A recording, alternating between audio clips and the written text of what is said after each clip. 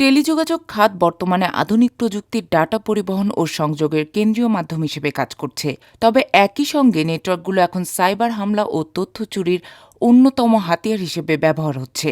5G প্রযুক্তির সম্প্রসারণ এবং সংযুক্ত ডিভাইসের ব্যবহার বাড়ার সঙ্গে সঙ্গে এ ঝুঁকি আরও বাড়ছে বলে এক প্রতিবেদনে জানিয়েছে Australian strategic policy institute ASPI।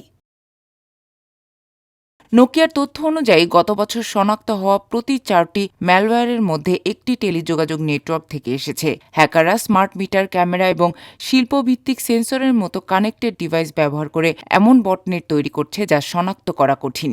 ASPI ও নোকিয়ার সাইবার সিকিউরিটি বিশেষজ্ঞরা বলছেন, হুমকির সংখ্যার চেয়েও বেশি উদ্বেগজনক হল এর উদ্দেশ্য।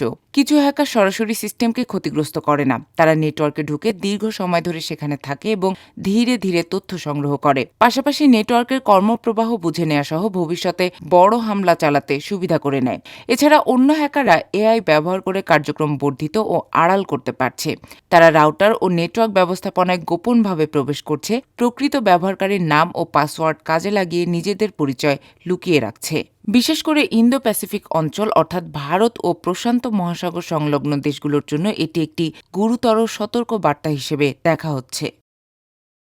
নোকিয়ার 2025 সালের থ্রেট ইন্টেলিজেন্স প্রতিবেদনের বরাত দিয়ে ASPI বিশ্লেষণে বলা হয়, টেলিযোগাযোগ নেটওয়ার্ক এখন কেবল ফোন কল, ইন্টারনেট ও ডাটা সংযোগ চালু রাখতে ব্যবহৃত রাউটার বা সুইচ হিসেবে কাজ করে না। ইন্টারনেটের পেছনে থাকা এই অবকাঠামো এখন প্রতিযোগিতা, নিয়ন্ত্রণ এবং একই সঙ্গে সাইবার হামলার সক্রিয় লক্ষ্যবস্তুও। বিশেষজ্ঞরা বলছেন, এখন নেটওয়ার্কের সংযোগ স্থলই হ্যাকার ও প্রতিদ্বন্দ্বীদের লড়াইয়ের মূল ক্ষেত্র। তাই এখানে নিয়ন্ত্রণ ও সুরক্ষা অত্যন্ত গুরুত্বপূর্ণ।